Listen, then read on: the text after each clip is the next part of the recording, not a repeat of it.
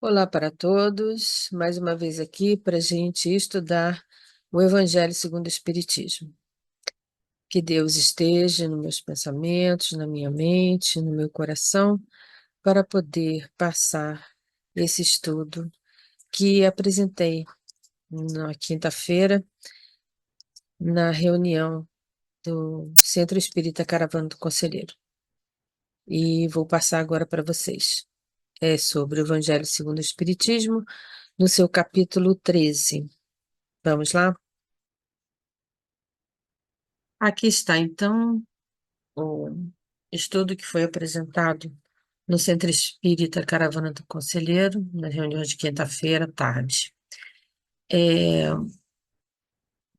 os últimos itens do capítulo 13, que tem como título que a mão esquerda não sabe o que faz a direita. É aquela parte da instrução dos espíritos, a gente tem aqui duas comunicações no item 9 e item 10, que fala sobre a caridade material e a caridade moral.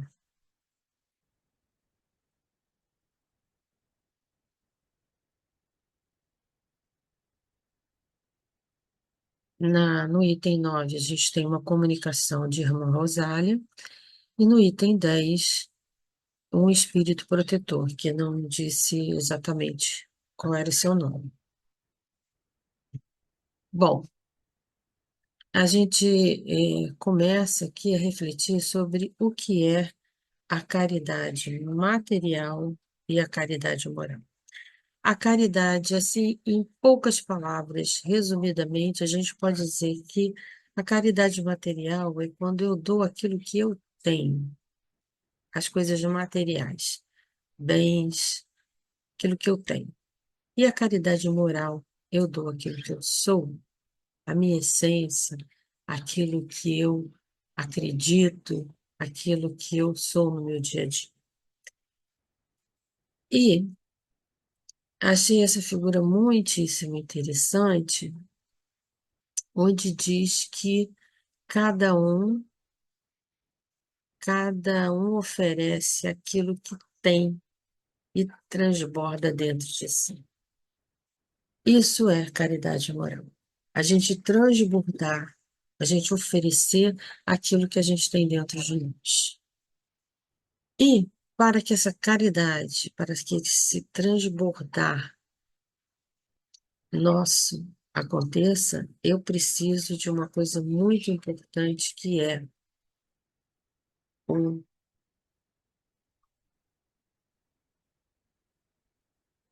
autoconhecimento. Essa é a forma. Só eu me autoconhecendo é que eu posso transmitir ao outro aquilo que eu tenho, aquilo que eu sou.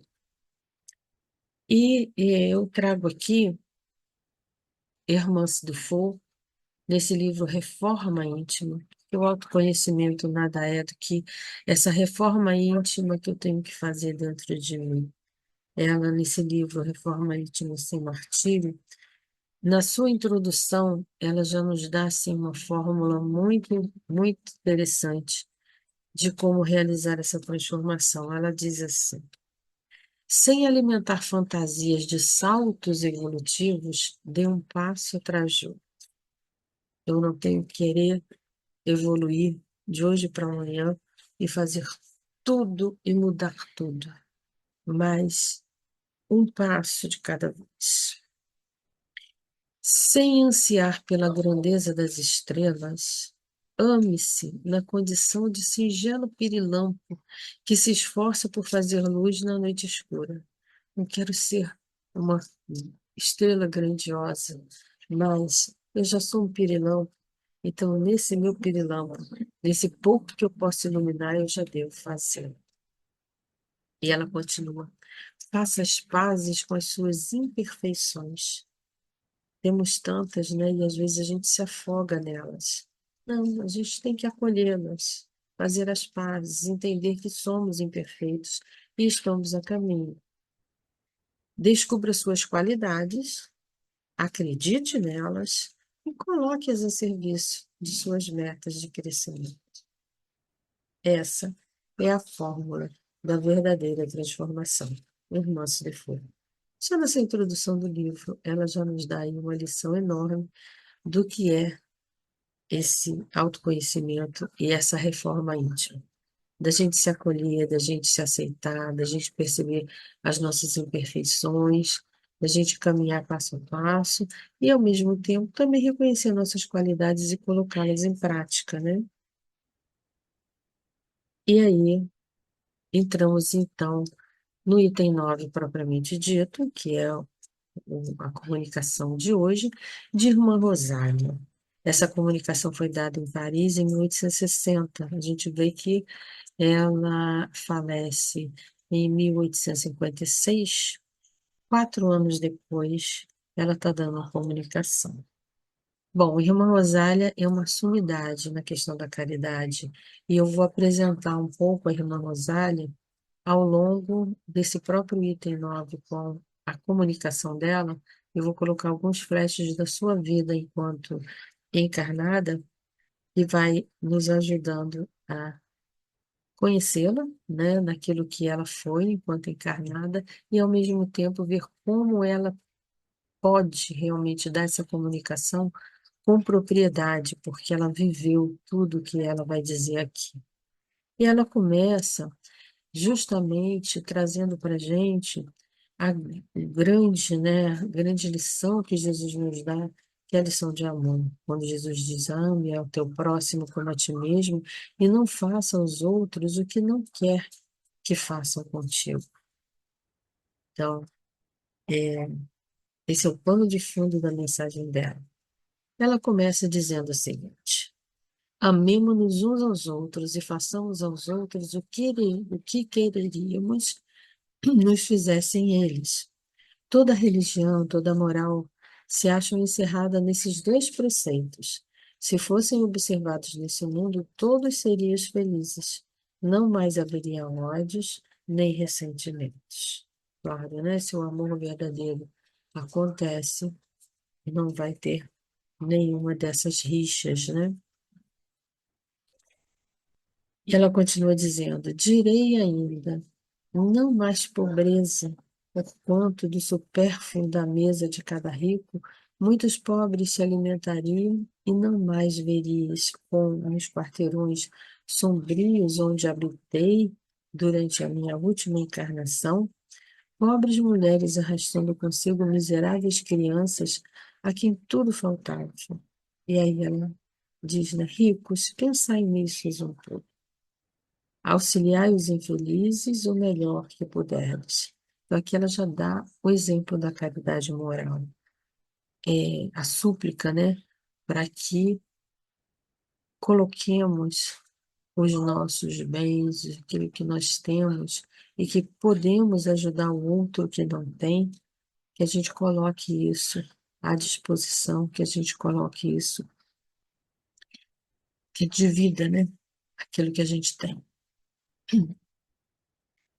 Ela diz: dai para que Deus um dia vos retribua o bem que houverdes feito, para que tenhais, ao sairdes do vosso invólucro terreno, né, nosso desencarne, um cortejo de espíritos agradecidos, a receber-vos no limiar de um mundo mais ditoso. Se pudesseis saber da alegria que experimentei ao encontrar no além aqueles a quem na minha última existência me fora dado servir. Então, aqui ela partilha com a gente essa experiência que ela teve no seu desencarne, de encontrar todos aqueles que ela ajudou, que vieram recebê-la, que vieram abraçá-la, que vieram é, retribuir de alguma forma, e estar feliz pela sua chegada no mundo espiritual. E como, né, quando ela diz como é grandioso essa experiência, e ela partilha isso conosco, né? E ela continua, diz: amai, portanto, o vosso próximo, amai-o como a vós mesmos, pois já sabeis agora que, repelindo um desgraçado, estareis, quiçá, afastando de vós um irmão, um pai, um amigo vosso de outrora. Sim, né? Porque aqueles que hoje a gente parecem nossos inimigos, mas pode ter sido, né? Aquele nosso companheiro de outro tempo, que a gente hoje tem que restituir alguma coisa, que a gente tem que resolver alguma coisa que não ficou bem resolvida no passado, né? Se assim for, de que desespero não vos sentireis presa ao reconhecê-lo no mundo dos espíritos? Quer dizer, ela coloca essa experiência quando você despreza aqui, depois você vai ver no mundo espiritual, né? Aquele espírito sofrendo e você também sofre por aquilo que você não resolveu enquanto podia, né? Ao estar encarnado. A irmã Rosália, ela enfrentou e atuou nas epidemias de cólera em 1832 e 1846. A França ali passava por várias epidemias, né? Teve vários momentos de epidemia, e a irmã Rosália, ela atuou, seja cuidando dos doentes de cólera, sem medo de contrair a doença, e como também diz que foi vista várias vezes recolhendo cadáveres nas ruas. Porque a situação que nós vimos agora na Covid, que nós passamos por essa situação em alguns países assim que tinham os mortos na rua, que não tinham mais como enterrar de tanta gente, né, morrendo, e ela ali, até os cadáveres, ela ia recolher para dar um enterro digno, para estar ali sem medo. Ela teve essa atuação enquanto encarnada. Por isso que ela diz, né, quando ela fala de todas essas pessoas que ela encontrou ao chegar no mundo espiritual, essas pessoas que ela acolheu, essas pessoas que ela cuidou e que vieram recebê-la no mundo espiritual, como isso é grandioso, né? Essa experiência dela. Ela continua no item 9 dizendo assim: desejo compreendais bem o que seja a caridade moral, que todos podem praticar, que nada custa materialmente falando, porém que é a mais difícil de exercer-se. A caridade moral consiste em se suportarem umas às outras criaturas e é o que menos fazeis nesse mundo inferior, onde vos achais agora encarnados. Então veja bem, né, como ela coloca aqui que a caridade material é mais fácil. A gente dá as coisas, às vezes, dá até as coisas que estão sobrando, as coisas que a gente quer se livrar. Isso é mais fácil. Mudar mesmo, né? Se eu tenho a mais, não me custa nada, né? Se eu tenho 10, eu dou um e fico com 9. Mas a caridade moral não.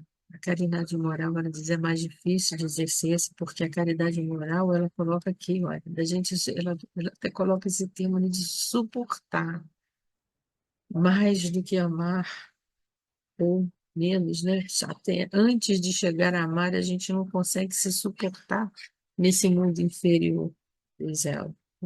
Então, isso é uma grande lição que a gente tem que aprender a aceitar o outro como é, a nos expressar como somos. E ela continua, não, desculpa, aqui é da vida dela, né? Eu trago aqui, ela era muito famosa em dar informações e recomendações. Diz que várias pessoas, inclusive assim, engenheiros e médicos, muitas pessoas vinham se aconselhar com ela. E ela também aconselhava muito as irmãs, diz que ela tinha assim, uma inspiração, um jeito de consolar e orientar as pessoas muito grande. E ela dizia assim: se quiseres que alguém te ame, deves ser o primeiro a amar.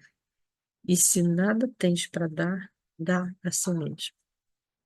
Olha como a caridade para ela é uma expressão máxima, né? Tanto que ela diz: se você não tem nada, dá a você mesmo.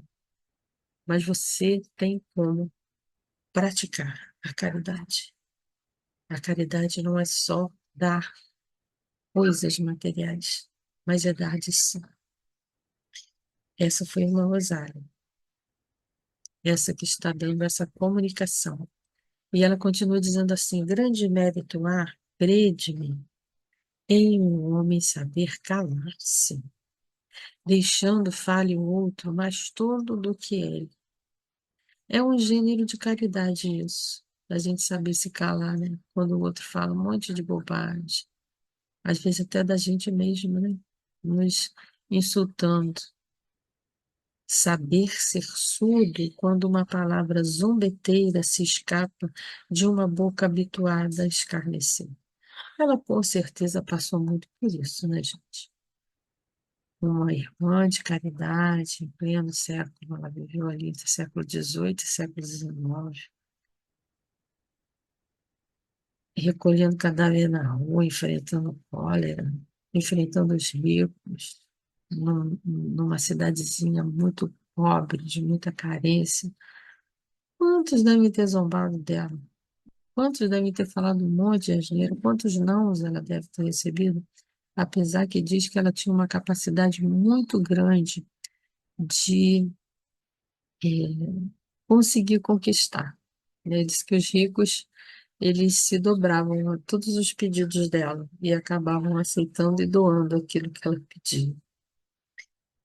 E ela continua dizendo: não ver o sorriso de desdém com que vos recebem pessoas que muitas vezes, erradamente, se supõem acima de vós, quando na vida espírita a única real estão, não raro, muito abaixo.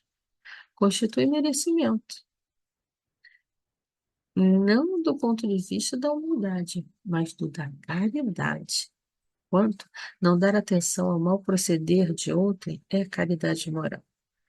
Então, é aquilo, você saber onde você quer chegar, você ter o seu objetivo claro e entender que o outro, às vezes, como ela diz erradamente, ele acha até que ele está acima de você, ele está acima de tudo, ele tem o poder. Você saber não se influenciar por essas coisas, não se deixar abater por isso. Ela diz, isso também é caridade. Isso é autoconhecimento, né? Isso é autoconhecimento, isso é a gente se posicionar e não se deixar abater e tirar o nosso equilíbrio, a nossa vibração positiva diante dessas situações que muitas vezes a gente se depara na vida, né?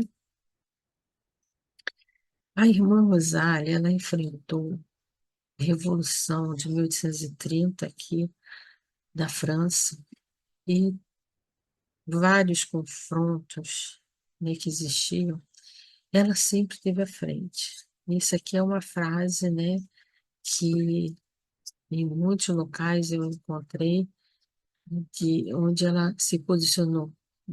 Podia se ver a irmã Rosália nas barricadas para cuidar dos feridos, na hora da guerra, na hora da batalha.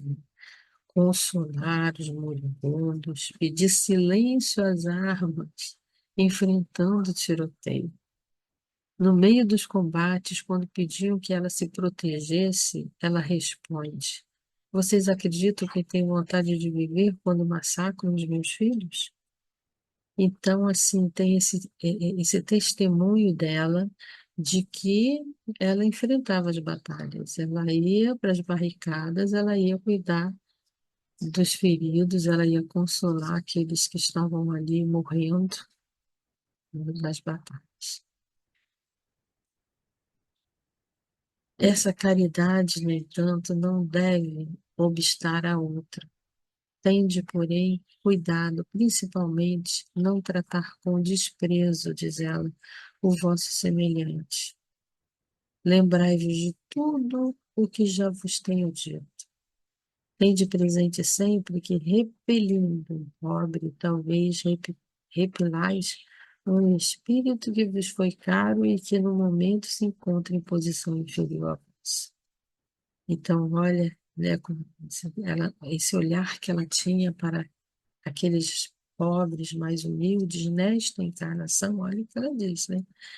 E eles, nesse momento, são espíritos que parecem, né, que estão numa situação inferior, inferior materialmente falando, mas que pode ser aqueles, né, que a gente, esses espíritos que nos foram tão caros. Então, não devemos tratar com desprezo, com desdém, mas praticar para com eles a caridade. E aquilo que ela disse, se você não tem nada para dar, não tem dinheiro, não tem bem, não tem nada materialmente falando, dá a si mesmo. É isso que ela disse. E é isso que ela fez a vida inteira, né? Encontrei aqui um dos pobres da terra, ela falando lá, né? No mundo espiritual. A quem, por felicidade, eu puder auxiliar algumas vezes, e ao qual, a meu turno, tenho agora de implorar auxílio. Lembrai-vos de que Jesus disse que todos somos irmãos, e pensai sempre nisso, antes de repelirdes o leproso ou o mendigo. Adeus. Pensai nos que sofrem e orai. Que mensagem linda, né? Que coisa linda de uma pessoa que já na espiritualidade dá o seu testemunho agora de que tudo aquilo que ela viveu na Terra, tudo aquilo que ela acreditou e viveu, ela tem agora a recompensa.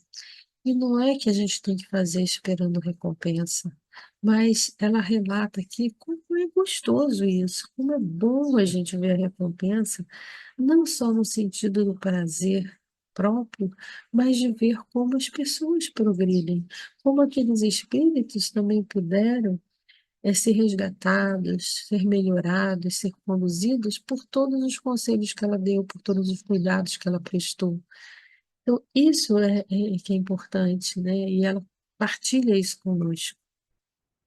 Então, a irmã Rosália, ela é uma irmã da caridade de uma, um convento, né? E foi fundado pela sociedade, por São Vicente de Paulo, né?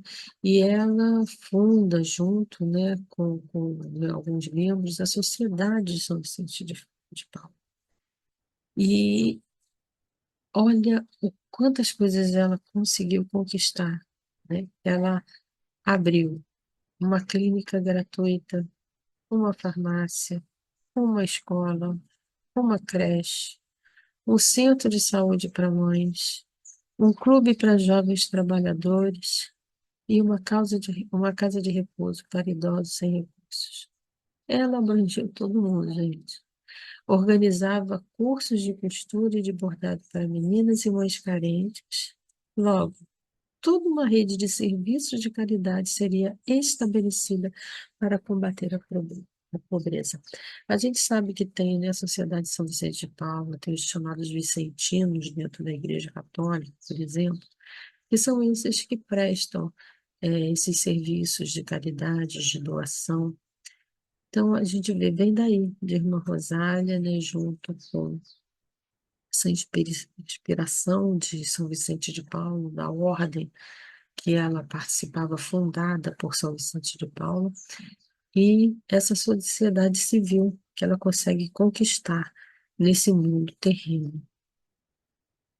Quem quiser conhecer mais, irmãos, a Rosália tem um vídeo maravilhoso que conta a vida dela, né? Eu deixo aqui o link para quem quiser acessar. Só colocar lá, vai lá no YouTube, joga Irmã Rosália, que vai ter esse videozinho muitíssimo interessante, muito lindo, né? Ver a história dela. Partimos agora, então, para o item 10, como a outra comunicação de um espírito protetor em Lyon, em 1860 também, né? Essa comunicação no mesmo ano. Ele não se identifica, não dá o seu nome, só diz que é um espírito protetor. E ele diz assim, ele começa a comunicação dizendo: meus amigos, muitos dentre vós têm ouvido dizer, como hei de fazer caridade se nem mesmo do necessário dispor? Ele vai trabalhar essa questão de que a gente às vezes acha que a gente não pode fazer nada, porque a gente nada tem materialmente, né? Então ele diz isso, que ele tem ouvido dizer isso. Como é que eu vou fazer a caridade se eu não tenho nem o necessário para mim mesmo? Se eu estou passando fome, se eu estou passando dificuldades, como é que eu vou fazer a caridade? E aí ele diz, amigos, de mil maneiras se faz a caridade. Por pensamentos, por palavras e por ações. Então, ele já vem aqui nos trazer esse espírito protetor, esse conceito de que a caridade não é simplesmente você dar uma esmola, ou dar alguma coisa, ou dar uma moeda, ou dar uma roupa, ou dar uma comida. A caridade, ela vai muito mais além. Ela é muito mais profunda. É a doação de si mesmo, é a caridade moral. É a doação daquilo que você tem na sua essência. É o acolher o outro como ele é. É acolher a si mesmo, porque se você não acolhe a si mesmo, não se autoconhece, não se autorreforma, você não pode também dar nada de si. Então ele traz isso, que tem mil maneiras de se fazer a caridade, por pensamentos, por palavras e por ações. Por pensamentos, diz ele, orando pelos pobres abandonados, que morreram sem se acharem sequer em condições de ver a luz. Uma prece feita de coração os alivia. Olha aí, a força da oração. Isso é caridade. Rezar por todos aqueles desencarnados, aqueles que estão sofrendo, aqueles que estão padecendo. Irmãs do For trabalha no Hospital Esperança, acolhendo vários irmãos que chegam lá no sentimento de culpa muito grande. Orar por esses espíritos é muito importante. Ele diz, por palavras, praticar a caridade, né? Por palavras, dando aos vossos companheiros de todos os dias alguns bons conselhos, dizendo-aos que o desespero, as privações azedaram o ânimo e levaram a blasfemar no nome do Altíssimo. Diz para eles: eu era como sois, sofria, sentia-me desgraçado, mas acreditei no Espiritismo e vejo agora, sou feliz. Então, quer dizer, dá um testemunho de nós mesmos, porque nós também muitas vezes sofremos, muitas vezes também estamos na situação de desespero. Então, colocar da mesma maneira como eu consegui, você também vai conseguir. Então, esse colocar a nossa experiência de que a gente consegue superar, isso é importante para o outro. Vai partilhar, né? Ele diz aos velhos que vos disseram, é inútil. Estou no fim da minha jornada, não tenho mais nada o que fazer, né? Morrerei como vivi, não tenho mais como me resgatar, fazer nada, não tenho o que fazer, né? Estou no fim da vida. Dizei, Deus usa de justiça igual para com todos. Lembrai-vos dos obreiros da última hora. Sempre há tempo, sempre há o que fazer, sempre há caminho a seguir. As crianças, já viciadas pelas companhias de que se cercaram e que vão pelo mundo prestes a sucumbir às más tentações. Muitas vezes a gente vê, né, aquelas crianças que já traz, né, em si uma tendência ao mal, ao vício. Ele diz: dizei para essas crianças, Deus vos vê, meus caros pequenos, e não vos cansei de lhes repetir essas brandas palavras. Elas acabarão por lhes germinar nas inteligências infantis, em vez de vagabundos, fareis deles homens. Também isso é caridade. Então, quando a gente vê aquelas crianças perdidas, o marginal de hoje era a criança de ontem.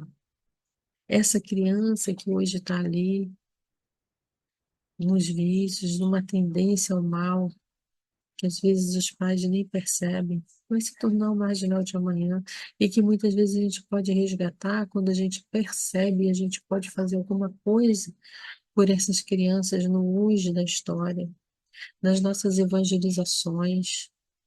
Quantas vezes a gente pode ver e pode resgatar tendências, né, que aquelas crianças trazem de outras vidas e a gente vai ali rodando, trabalhando, ajudando.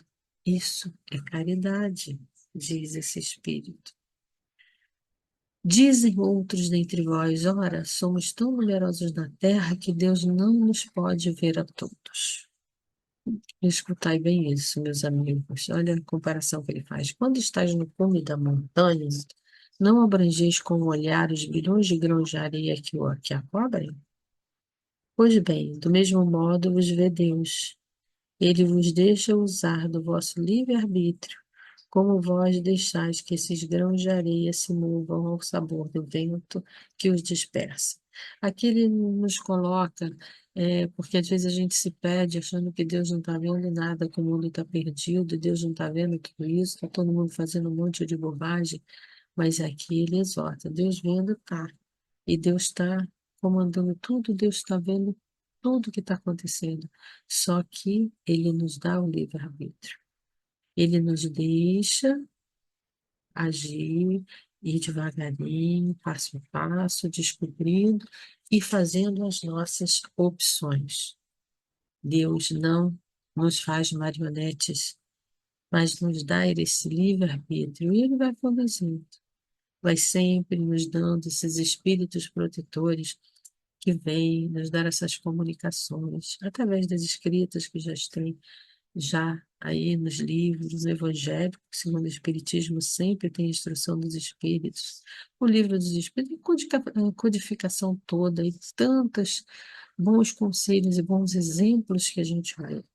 São esses que a gente tem que seguir, né? E não ver só as tragédias e o mal.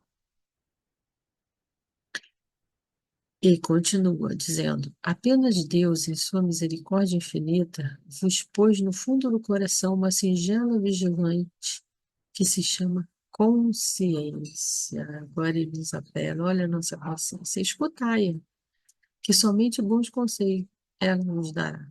A gente sabe quando está saindo fora do caminho, né? Às vezes conseguis entorpecê-la, opondo-lhes o espírito do mal. Então, ela então se cala. Quando a gente consegue, não, pera lá, a minha consciência diz que não é por aí que eu tenho que ir. Mas ficai certos de que que a pobre escorraçada se fará ouvir. Logo que lhe deixardes aperceber-se da sombra do remorso, ouvia, interrogai-o, e com frequência vos achareis consolados com o conselho que dela houverdes recebido. Então, ele aqui faz essa exortação que a gente puxe pela nossa consciência. A gente sabe quando a gente está saindo fora do caminho, a gente sabe que a gente errou. Então, aquele momento de pedir perdão, de voltar atrás e de seguir em frente. Meus amigos, a cada regimento novo, o general entrega um estandarte. Eu vos dou por divisa esta máxima do Cristo: amai-vos uns aos outros. Observai esse preceito, reuni-vos todos em torno dessa bandeira e tereis ventura e consolação. Agora me fez até lembrar de Francisco de Assis, né? Do estandarte, esse estandarte novo, essa máxima do Cristo, que é amar, amai-vos uns aos outros. Quando a gente fizer do mundo uma fraternidade, um só coração, a gente chega lá. E assim termina essa comunicação. Eu trago aqui uma reflexão, fecho com o André Luiz, em duas lições que ele nos dá no livro Vivendo o Evangelho. Ele diz assim: primeiro, ele diz que há diferença entre aquilo que eu faço e como eu faço. Veja como você age diante do necessitado, diz André. Dá comida, com gentileza. Você dá agasalho, mas sem grosseria. Dá remédio, com carinho, perguntei. Dá roupa, sem rispidez. Dá calçado, com bondade. Dá alívio, sem exigência. Dá ajuda, com brandura. Dá apoio, sem revolta. Dá atenção, com paciência. Dá auxílio, sem desaforo. Dá ânimo com simpatia? Dá opinião sem altivez? Caridade é socorro com amor. Qualquer ajuda é sempre útil, mas não custa ser educado ao estender o benefício ao próximo. Chover é preciso, mas há grande diferença entre a chuva mansa e o temporal violento. Verdade, né? A chuva é necessária, mas se vier aquela enxurrada, você acaba com tudo. E a outra lição, ele diz que é de graça. Você alega que não tem recurso para caridade, mas tem. Tem ouvidos, né? Então ouça o parente aflito, tem olhos, então veja além de si mesmo, tem boca, abra o sorriso fraterno, tem voz, diga uma palavra de ânimo, você tem braços, sinalize o gesto amigo, tem mãos, faça tarefa de auxílio, tem pernas, visite e ajude o doente, tem equilíbrio, socorro desorientado, tem fé, esclareça o incrédulo, tem esperança, conforte o irmão infeliz. Caridade não depende de moeda, depende de você, diz André. Claro que o dinheiro é importante na extensão da beneficência. Contudo, o maior patrimônio de quem deseja ajudar o próximo é o livre-arbítrio alicerçado no bem e a consciência de que o amor não tem preço, é de graça. Que Deus possa acolher-nos cada vez mais e que nós também possamos nos acolher e acolher a cada um dos nossos irmãos, assim como somos, com aquilo que temos, com aquilo que somos, com aquilo que a cada dia expressamos. Então, meus irmãos, espero que tenha surtido bastante efeito em cada um de vocês, em cada um de nós, que possamos vivenciar todas essas recomendações, todas essas instruções desses espíritos de Irmã Rosália, desse espírito protetor, para vivermos plenamente a caridade moral. Fiquem com Deus. Até a próxima. Obrigada.